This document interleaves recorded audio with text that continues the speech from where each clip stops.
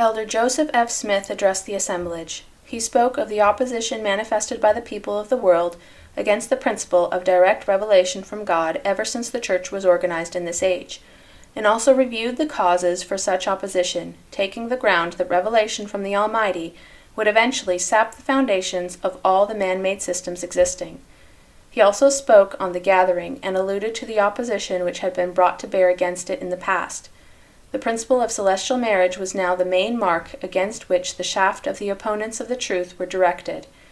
It had been proved that those who showed the greatest vindictiveness towards it were generally the corrupt and impure.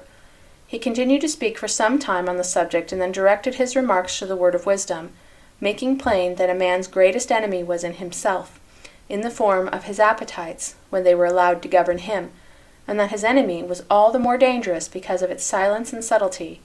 The speaker then dwelt upon the principle of cooperation, explaining that its applicability extended not only to mercantile and a few other matters, but to every department of life. He directed attention to the appearance among the children of this city of swearing and other obnoxious habits. He thought saints should have a sufficient interest in their neighbors to reprove and teach their children better things, when they heard or saw them doing anything wrong.